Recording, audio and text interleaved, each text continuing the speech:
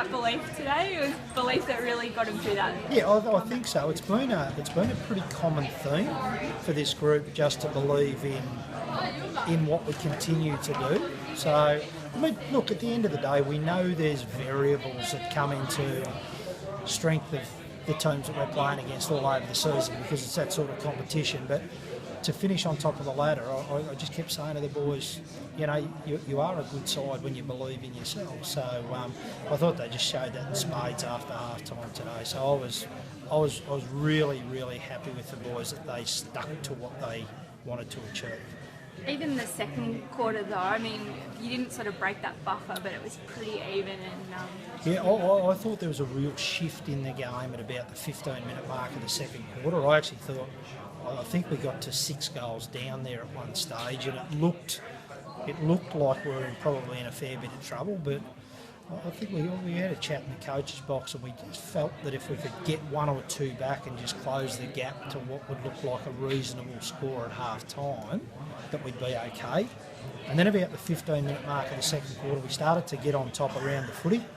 So through the middle of the ground, we changed our structure a little bit. We put a couple of bigger bodies in and the game moved in the right direction for us. So even though Geelong kicked one right on the siren again at half time to put us back to 24 points or whatever it was, we came in thinking that there'd been a bit of a momentum shift. So our guys sort of looked at things and we went in with a really clear plan in the third quarter was to close that gap and keep improving in the areas that we needed to improve in.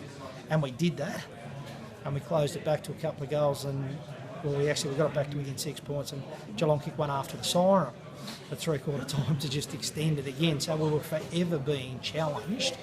But I think our belief was pretty strong at 3/4 time that we were within striking distance and in relatively healthy nick. So, it was great after that. It felt like a good vibe in the huddle at 3/4 time. It really felt like they were hungry and knew they could. Yeah, I think so. And our message was really, really simple at 3/4 time.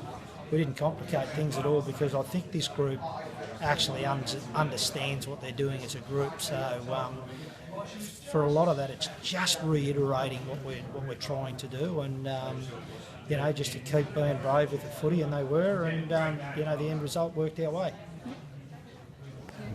Any players you wanted to mention in particular?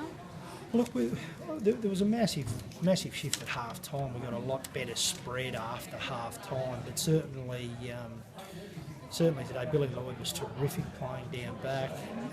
Joel Cowan was massively influential with his clearance work and then kicked 3 goals after half time. Jacob Hopper was good. Lloyd Meek really started to get on top of the ruck in the second half.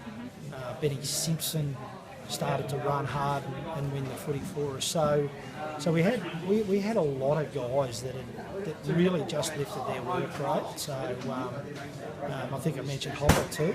Hopper was really good for a couple of goals we went forward. So those blokes were great, and we've just had a bit of a quick chat there. We still believe there's upside in this group. There's still a lot of areas that we're going to get work on the next 2 weeks to be better at when we play in a Premier final.